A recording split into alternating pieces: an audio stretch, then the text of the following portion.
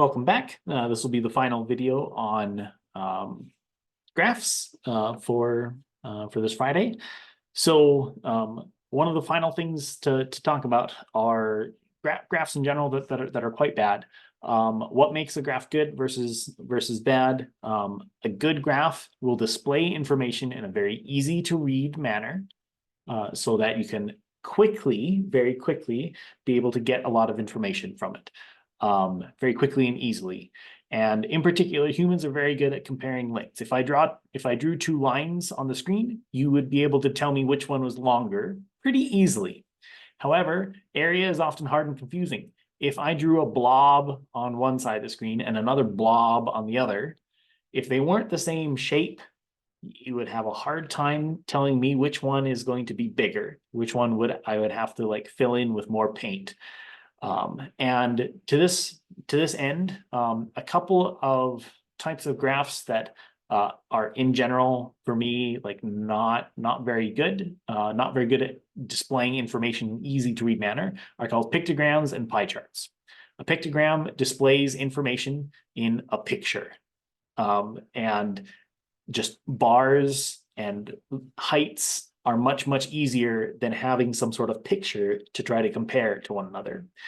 And likewise, a pie chart, what we do is you take a circle and we'll divide it into sections that are proportional to the data that you want.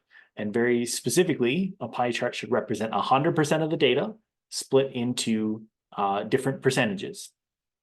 And so often people make pie charts that are not correct. They don't use them correctly, and pie charts are hard to read when they are not made very well. And it's very easy to make a bad pie chart. So I just want to go through a few of these and show you what I mean. So this was a chart that was made and it was posted to Reddit. This was so March 25th in 2020. So in the very early days of the pandemic hitting the US. And this is a very interesting chart. It displays the number of deaths caused by pandemics throughout history, normalized by world population, meaning in a percentage of the world population. So for instance, the Black Death is the biggest circle. So the largest percentage of humans died from the Black Death than any other pandemic throughout history, at least recorded history. And you can see all these sizes. And this is a very nice, like fairly straightforward chart. However, there are a couple problems with this. For instance, if you asked me any of the actual numbers, how many people died or what percentage of the world died from the Black Death, there's no information to that here. So it's not super forthcoming with actual information. And this is sort of a 3D chart, but it's on a 2D screen, and it's hard to judge what they mean. So for instance, the Black Death, am I supposed to judge like how wide the ball is compared to say like the smallpox outbreaks or the Spanish flu or anything like that? Is it meant to be the width of the sphere, or is it meant to be, say, the volume of the sphere? What are we meant to be judging? And this was posted on March 25th. And then on March 26th, after getting a lot of feedback from people online, the creator of this chart actually went back and modified it in a way that made this a lot easier to read. In particular, they included some numbers so that you could see exactly how many people died from each pandemic, which is very nice to be able to see that information right away. They also clarified that let's see here, the size of the ball, the volume of the ball is what is actually corresponding to the percentage. So it's not just the width, but the volume. So even though volumes are hard to judge, this is the decision that they make. And they also made added some extra information on here. So this is just overall a nicer graph. It is still 3D, which is hard to read on a 2D screen, but the extra information just makes it that much better. And they clearly listened to the feedback that they got online. And so here's another rather silly chart.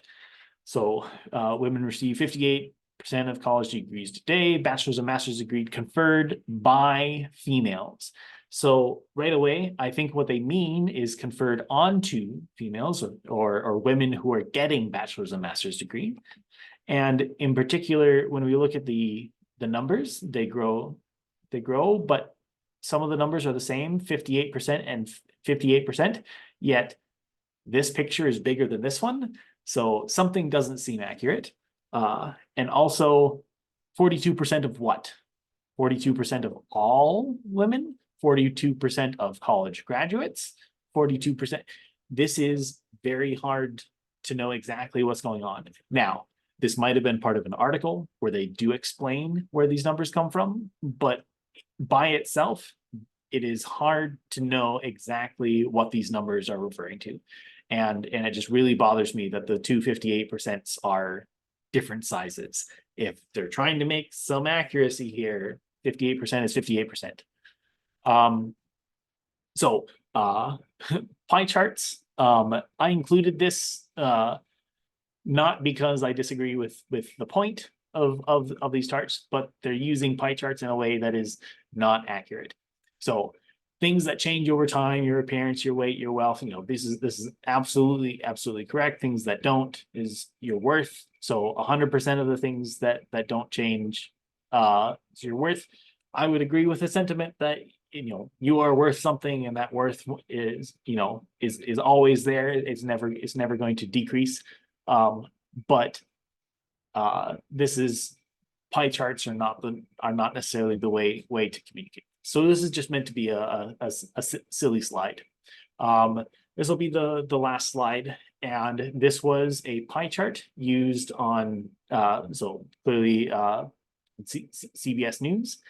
And if you look at this pie chart and sort of read and understand this, so Americans who have tried marijuana said that 51% of Americans have tried marijuana, and this came from 2019. So in 2019, 51% of Americans had tried weed. Last year, so as in 2018, 43% had, and in 1997, 34% had. This is not the correct way to use a pie chart. A pie chart should be 100% of something split into smaller percentages. 51%, 43%, and 34% don't add up to 100%. And we're not talking about taking one population and splitting it into 3 sections. This is Americans in 2019, Americans in 2018, and Americans in 1997 are 3 different populations. We shouldn't be splitting that up into that. They wouldn't all go into a pie chart together. And there's a bunch of other things that I think are really funny that this person pointed out, like including why did they use data from 2019, 2018, and then 1997? That feels like a very odd choice for years. And then the one of the silliest things is that quite often when you're communicating data in a chart, you include your source of information. And your source is normally going to be like, oh, whatever poll you're getting your information from, like where you actually got your data. They included the source as the margin of error, which if you go out and take a poll, you're probably not going to be 100% accurate. Some people will give silly answers, and maybe you don't get a super representative population, but the margin of error is important to state. The source is not the margin of error, nor is the margin of error the source. So this is all a little bit silly. So here's where I'll stop. And the message that I really want to emphasize is that charts that use an area to convey information are generally harder to read and are more often going to be used incorrectly. Charts using a height or length to communicate are easier to read, and more people can make more people will be able to make better charts using just heights and lengths, which is a bit simpler than whatever this is.